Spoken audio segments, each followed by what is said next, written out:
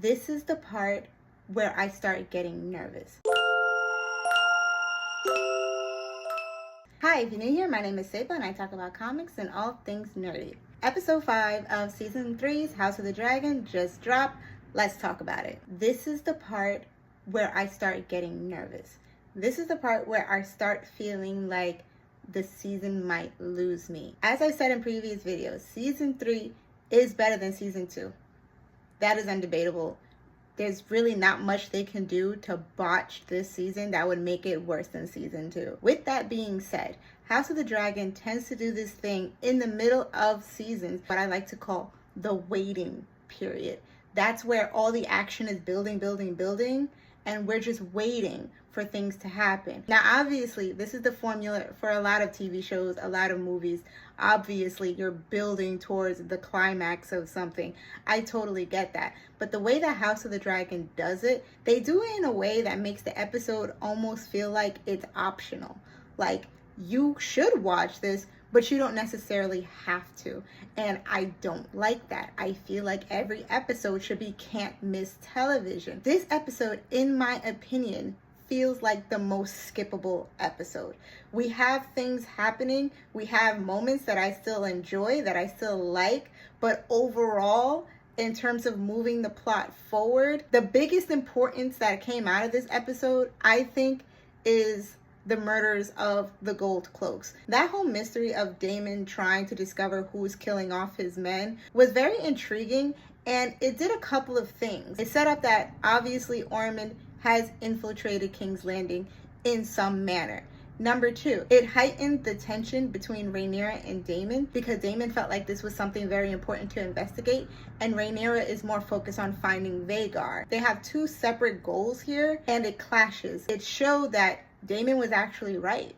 This was important. Finding Vhagar is important as well, except Rhaenyra is coming at it from a more emotional perspective. She knows that Aemon is a threat to her crown, but she also knows that Aemon is responsible for the murder of her son. So she has double motivation to go after him. But Daemon's trying to remind her that you are the queen of King's Landing. You need to be responsible for what's happening here, especially because the Gold Cloaks aren't getting paid. There's already unrest within the city. This is only going to cause more insurrection if we don't have them on our side.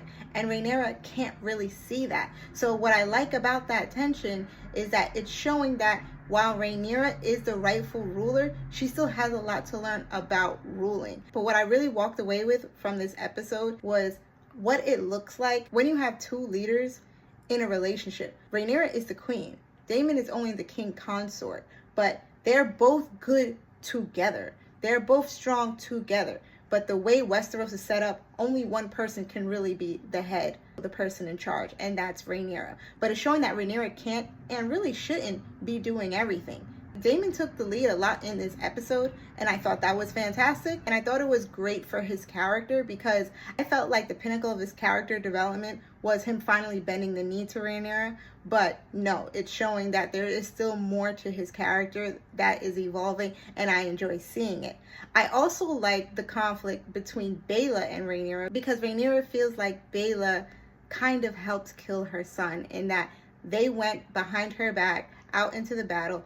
He got killed. She was able to come home.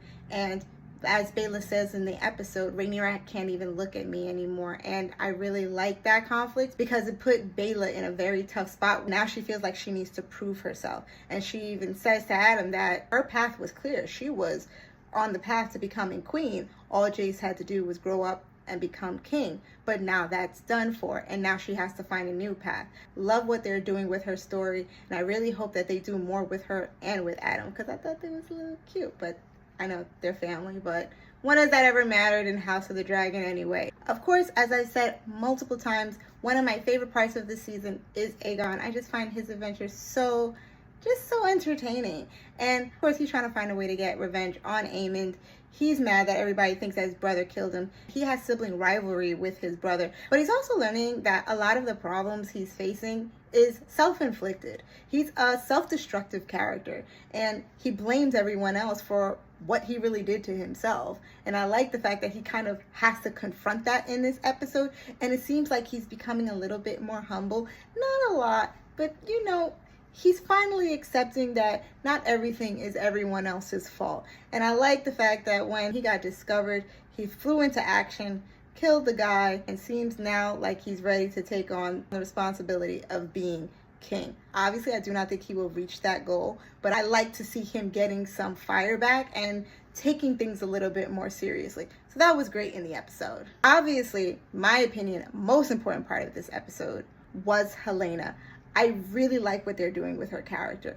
I like how she's very different from her mom, and it's making you see their different styles of mothering. I always felt like Alicent was a woman that was doing what she thought was best, but I also realized that Alicent is willing to sacrifice her kids, which feels like a contradiction, obviously. It feels like an oxymoron. Meanwhile, Helena is the opposite. She doesn't care what consequences it brings. Her kids are her kids, and she doesn't want to leave them. She doesn't want to abandon them. She doesn't want to hurt them. Alicent is like her father in that she is more politically inclined than she is relational. Helena does not care at all about the politics. She only cares about her family. She's made to make decisions that she doesn't want to make simply because it's what's expected of her.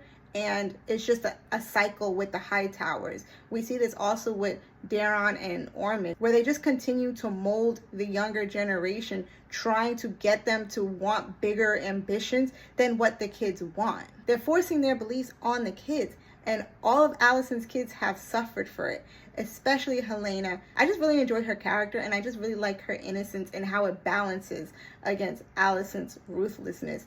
Even though Alicent is not cruel, she's cunning and calculating, and we especially see this when she's trying to undermine Rhaenyra by sneaking out of the castle, making deals with the maids, trying to poison people against Rhaenyra. It's very, very well done. In my opinion, the best part of this episode. But of course, we have scenes with Ormond, we have scenes with Daron, we have scenes with Criston Cole. All of these things are important, but it just doesn't feel like it needs to be in these episodes. I know that these episodes are pretty long. Some of these scenes I felt like could have been cut, not because they were bad, but because, once again, it just makes it feel like we're just waiting for something to happen, which I know is not going to happen until the season finale. The Criston Cole scenes were actually kind of the worst. It felt like he had a lot of screen time to not really tell us much, to not really do much for us. Honestly, I feel like this character could have been killed off a long time ago. I'm surprised he hasn't been. I'm assuming that he's going to do something of great importance for him to still be around. But this episode, I wanted to fast forward his scenes so much. Like, I really didn't care. I didn't see what it had to do with anything else. Like, I know it's important, but I feel like they're overinflating his importance, if that makes sense. There's way bigger storylines going on than Criston. So unless this is paying off to something major with his character, y'all can keep his screen time to a minimum. I promise you, we are not missing anything. But all that to say, House of the Dragon will never give you a terrible episode. It will never give you an unwatchable episode. But it will give you episodes that feel like it's phoning it in a little, where we just know we have to move the characters around a bit without being very innovative or creative. You know the difference between a top tier written episode and episodes like this, where you don't want to call it filler, but you know it's not all that they could be doing. I just really hope and pray that we don't get stuck into this pattern of making everyone wait for the good stuff at the end. We should still be having juicy television that we can sink our teeth into while we wait for the big entree at the end. That's just what I think. Let me know what you think.